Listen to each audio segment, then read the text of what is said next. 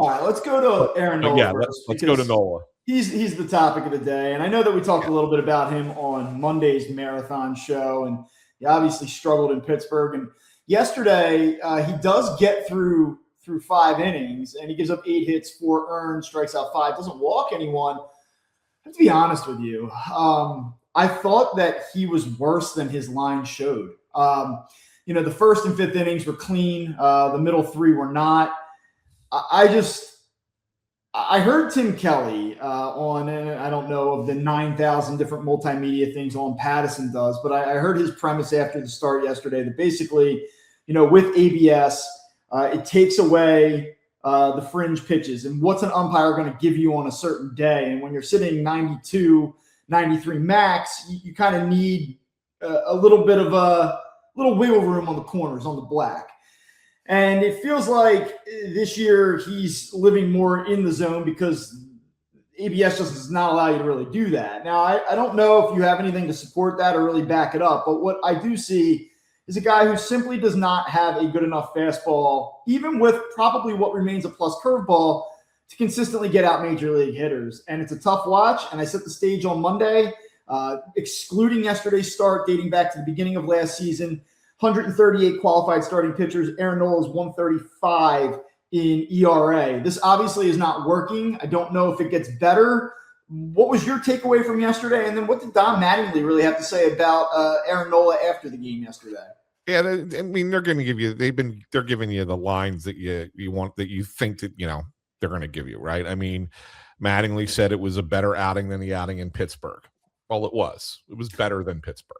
Yeah, that doesn't mean it was good, right? It was better than Pittsburgh. And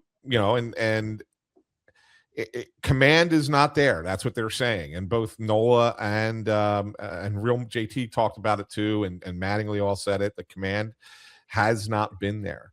I'm not completely with Tim. I look at it and I agree. Like, ABS does affect a guy like Nola. I think pitchers who don't throw hard, who are more, pitchers, not throwers, they get impacted by it a little bit.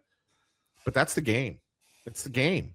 And, it seems like the Nola decline has come in conjunction with the changes in the game of baseball. And he's not been able to figure out a way to really adjust that. If you remember a couple of years ago, he had a real problem with adapting to the pitch clock. Sure. Right. Yeah, and it took a while, and he finally figured it out, how to pace himself differently. And he rebounded a little bit off of that after that first came in. Now you have the ABS situation, right? And he's going to have to try and figure out how to adapt to this. I don't know that you can. And it's not just that his fastball stinks right now, because it does. It's not just that. He cannot figure out how to pitch to lefties. Although he was good against lefties yesterday, which is weird because he's been better against right-handed hitters all year, and lefties have absolutely murdered him. Yes, lefties yesterday were only 1 for 10 off of him. Now, the one was a double that scored a run, that was RBI double. But he actually did better against lefties yesterday. But then the right-handers beat him because he was not commanding his pitch as well. He left a couple curveballs hanging up in the zone. You can't do that, right? Normally those pitches get put over the wall. The fact that they didn't tells you that, he was a little bit lucky yesterday as well. And but there were times he was a little bit unlucky yesterday too. I mean, there were a few bleeders that got through on him, right? And you sit there and go, well, geez, when you have a pitcher who's not pitching well, he's pitching poorly, and then that happens on top of it, like that's just kicking a man when he's down.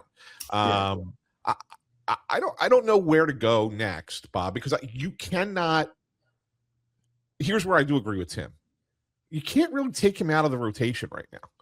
They don't have another option. I mean, Alan Ronhell is your next guy, and he comes in and makes a couple spot starts for you. That's fine. So like if you want to shut him down for as far as a starter for a week or two and say, hey, let's see if we can get this right, and then go back to you.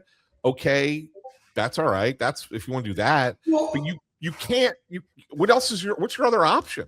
There is none. The way I kind of look at this, and like whether or not the ABS thing is true or it isn't, the reality is that they have to navigate it. And what you've seen now through 10 starts, opponents hitting 299 against him. I mean, throughout his career, opponents have a 237 average against him, and it's basically teetering at 300 right now.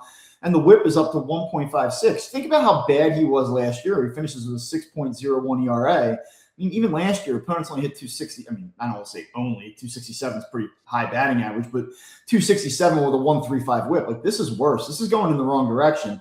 And I wonder more so than about ABS or just the way the game's being played. If you just look at the fact of the matter that he's a 33-year-old who, starting in 2018, logged 212 innings. In 2019, 202 innings. Obviously, had the abbreviated 20 season, but 180 in 21, 205 in 22, 193 in 23, 199 in 24. Like, this guy has a lot of tread on the tires. And I wonder if it's more so just a product that, yeah, maybe the game's going and working against him a little bit directionally speaking, but this could just be a guy who's cooked. Like, the reality of it is he might just be cooked. And I like the guy. And, obviously we sat down and talked with him last season when he was in the middle of his, reset and his injury as he was working his way back from that. And you get up from that conversation saying, like, this is a guy I'm really rooting for. This is a guy I want to see work it out. But as time goes on here and you're so far removed from Aaron Nola being a consistent performer, I just have to wonder if we're talking about a guy who's simply done. And a 2-week reset or a mental reset, or even if he accepted going down to Lehigh, which I don't think is a solution, nor do I think he would do that. Like, I don't think any of these things are necessarily going to get him back on track. I'm skeptical that he is going to. I think he can function as like a number 5 starter here for the foreseeable future. I said this on Monday. I think you can get away with it. But I would not be surprised if we get to the trade deadline and the Phillies find themselves in a position where they really haven't found themselves in recent years. And that's needing another starting pitcher. Like, I know they brought in Michael Lorenzen. I guess that was in 24 they brought him in to kind of go to a 6-man. But I feel like that they might have to go out and get another 23. Yeah. I think that they might have to go back out to the market and bring in a guy that can help them chew up some innings down the stretch here if they continue to play well and put themselves in a position where they don't have to have their foot on the gas full speed through the end of September, which they might not even have that luxury. So we'll see here. Yeah, but that's the thing. Like, they don't really have another option, Bob. They have to, for myriad reasons, they have to just let him try and work his way through it. And I mean, this is the other thing. Keep in mind how long they let Taijuan Walker try and figure it out. Sure. Right? Yeah. And that's Taijuan Walker, who was a free agent that was brought in here, all right, on a bad contract. Yeah. Aaron Nola is in here on a bad contract, but he is he's going to be a franchise icon. Yeah, I was going to use the word I was going to use the same phrase. Like, yeah, people don't want to hear that word or that phrase, but I mean, the guy is going to be considered one of the top 5-6 pitchers in the franchise history when his career is over. It's not looking good right now, but I mean, they're going to give him a little bit more runway for this than they did for Taijuan Walker because of the contract and because of who he is. So this is just what it's going to be, and we have to just sit here and endure it. It's going to be painful sometimes, and every once in a while he's going to surprise you. But that's what it is. But you're right; it needs to get to the point, Bob. And this is what I've been saying. I popped on 97.5 this morning, and I said this. I said, you look at yesterday's start. He gave up 4 runs in 5 innings. It's not a good start. But if he could give you 1 more inning and 1 less run, you take it. Sure. You're taking it. So you got to get 1 more inning and 1 less run on average out of Aaron Nola than what you got yesterday, which was not a good performance.